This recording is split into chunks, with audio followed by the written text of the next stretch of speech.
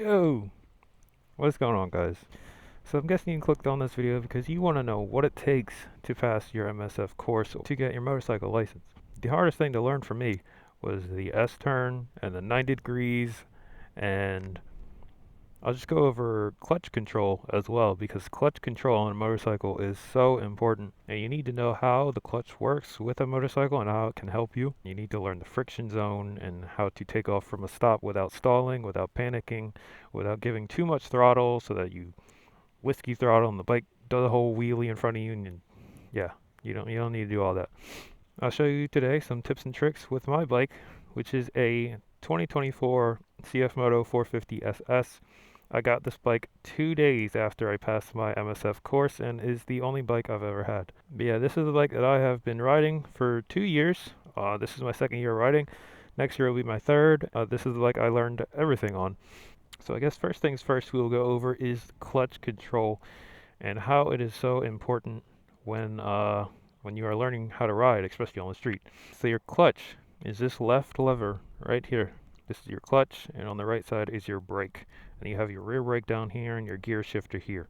So when the bike is on and it is in first gear and you have the clutch fully engaged, you want to slowly let go of that clutch until you can feel the bite point. I will demonstrate that, and they show you this in class. It is the first thing that you learn when you hop on the bikes is clutch control, and you learn how to understand the friction zone and the bite point. So you turn the key on, hop on, kickstand up, make sure you are in neutral, and you turn the bike on. The bike is in neutral right now, so you're not going to move, but as soon as you put it in first, which you will hear a click usually, see how my clutch is down? So your friction zone is usually higher up in this lever. But if you slowly give it out, if you slowly let it out, you will start to feel the bike roll forward. So look at the ground, look at the clutch in the ground, watch.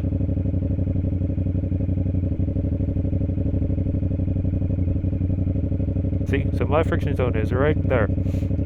And sometimes you can hear the engine start to die a little bit without throttle.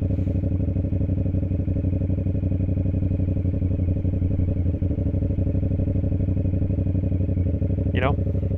And don't be scared to stall, because a stall is going to happen regardless. Everybody stalls at some point in their lifetime. Now on the road it is going to be way more panic inducing, but realistically a stall is just your bike shutting off because it doesn't have enough power.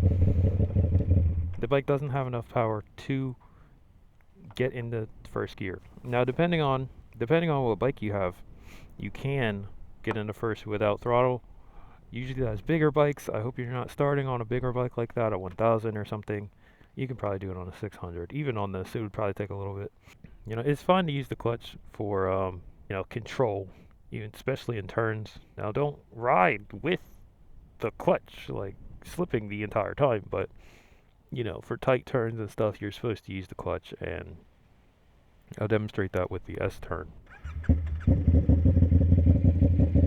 So first gear, and you can walk with the bike. Let it out. See, the bike slowly starts going. Let it out, let it out, let it out. Feet up at about 3 miles an hour. Still on the clutch, still on the clutch. And we are fully in first gear. So to stop, full clutch, slowly apply the brakes. Left foot out, front brake, and you stop.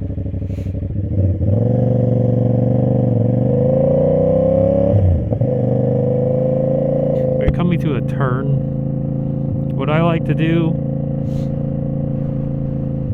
especially if it's like a slow turn, I'll pull the clutch in, especially on like second. This will help some people, right? So if I'm doing like a sharp turn right here, off the throttle, clutch in, brake, right? And then I will typically begin to slip the clutch, and then we're right back into second. time. Pretty cool, pretty cool. Alright, so S-turn. I think that was the hardest for me.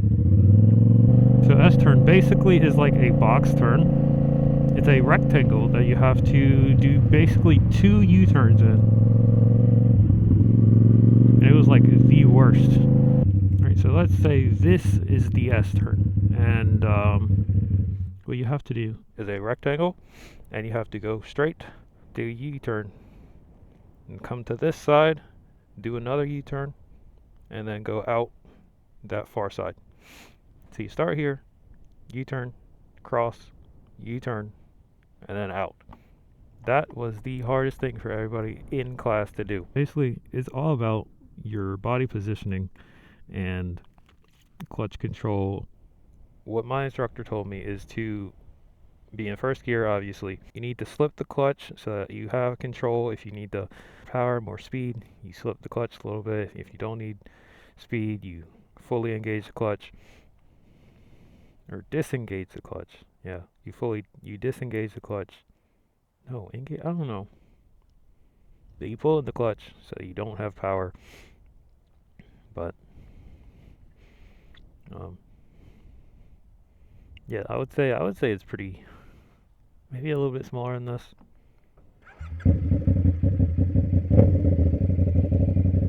So you basically go straight, you come into the rectangle, and then you would give it like that.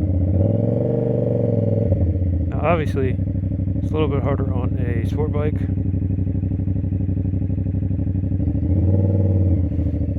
And then I would go straight, but I'm not going to go straight into the grass. So yeah, it's basically just a U-turn. U-turn, which isn't. You kind of have to get over the fear of, the fear of letting the bike down. Yeah, just don't be like, oh man, I'm gonna, drop the bike.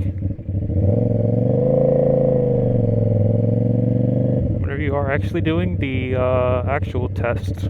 Oh my God, you see that? Perfect example right there. Perfect example. I wasn't even doing anything and I just completely slipped on that. Whatever that was. What is this? Mud? I don't know. But like I said, that is crazy.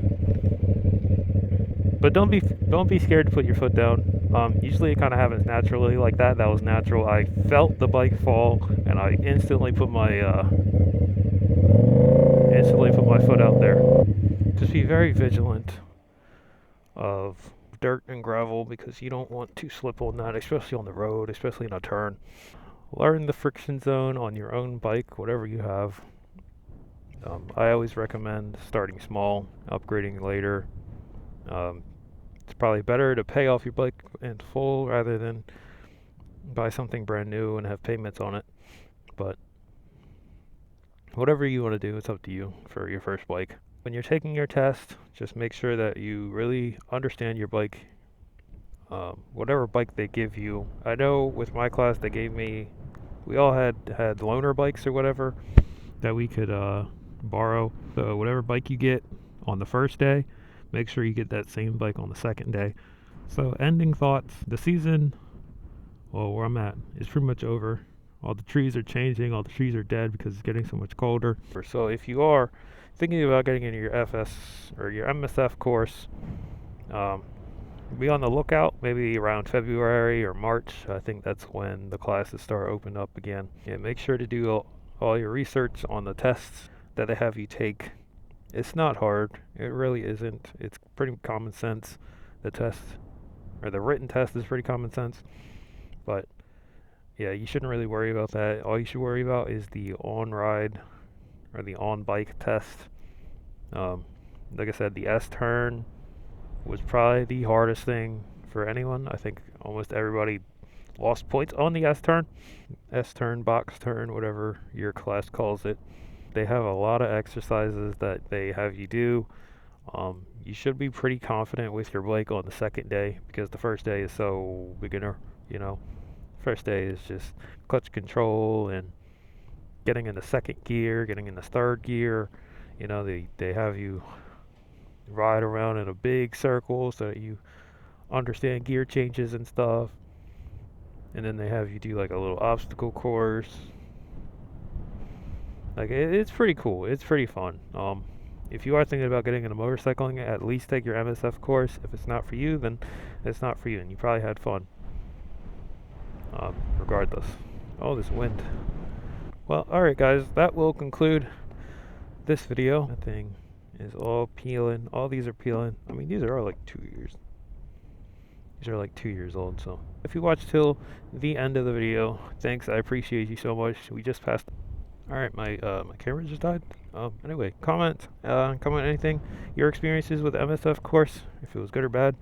Thanks everybody for watching, and I'll see y'all in the next one. Peace.